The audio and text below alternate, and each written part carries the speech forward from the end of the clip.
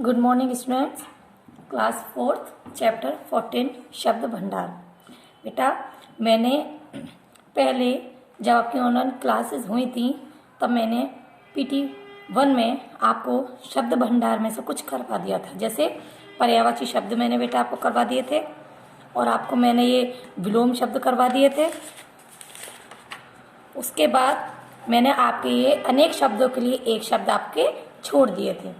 ठीक है, चलिए आज हम स्टार्ट करते हैं अनेक शब्दों के लिए एक शब्द। क्या होता है अनेक शब्दों के लिए एक शब्द? मतलब बहुत सारे शब्द होते हैं, उन सारे शब्दों को मिलाकर एक शब्द बनाना। जैसे कि फॉर एग्जाम्पल है जिसका कोई आकार नहीं होता, जिसका कोई आकार नहीं होता तो वो होता है निराकार।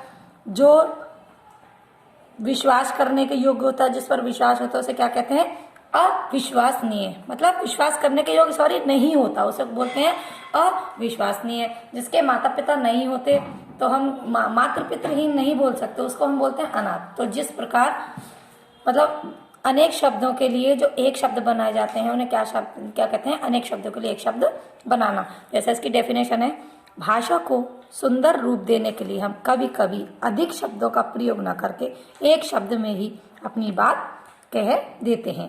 इसे ही अनेक शब्दों के लिए प्रयुक्त एक शब्द कहा जाता है। मतलब जैसे हम कभी कभी कहते हैं वह मांसाहारी है, वह शाकाहारी है, तो वह जो देखते हैं कि दर्शक इकट्ठा हुए, तो इस तरह से हम आपकी बोलचाल में भी हम इन शब्दों का यूज करते हैं। स्टार्ट जैसे कि देखिए, विद्या प्राप्त करने का स्थान जहाँ विद्या प्राप्त होती है वो उसे क्या कहते हैं? विद्यालय। मांस खाने वाले को क्या कहते हैं हम? मांसाहारी। देखने वाले को क्या कहते हैं? जिन भीड़ एकत्रित होती है उसे कहते हैं दर्शक। साग सब्जियां खाने वाला, जो मतलब फल फ्रूट्स और साग सब्जी खाता है उसे क्या कहते हैं? शाकाहारी।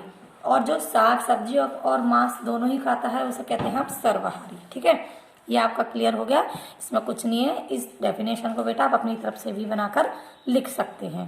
क्रमांक जैसे ये देखिए, अनेक शब्द और ये एक शब्द। अब ये जिन जिन पे मैंने टिक लगाया हुआ है बेटा, ये आपको अपनी नोटबुक में करने हैं। जैसे जिसका कोई आकार न हो, निराकार। जो ईश्वर को मानता हो आस्तिक, जो ईश्वर को नहीं मानता हो उसे नास्तिक। जो सब कुछ जानता है सर्वज्ञ, जो कम जानता हो अल्पज्ञ।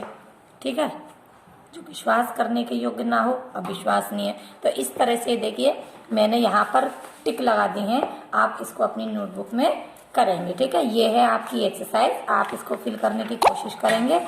उसके बाद आपकी जो समझ में नहीं आता है तो आप मुझसे कॉल या मैसेज करके पूछ सकते हैं। ठीक है बेटा, वैसे आपके स्कूल खुलने की संभावना है 5th क्लास तक की, लेकिन अब फिर भी आप अपना काम कंप्लीट कीजिए जिससे आपके क्लास में आने से आपको प्रॉब्लम ना हो।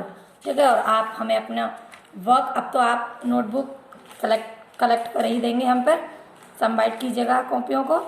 तो आप पढ़ा करो बेटा, बहुत से बच्चों का काम बिल्कुल कंप्लीट नहीं है। जब बच्चे स्कूल आना बच्चों का स्टार्ट हुआ है तब हमको पता पड़ी कि कोई भी बच्चा पढ़ाई नहीं करता है।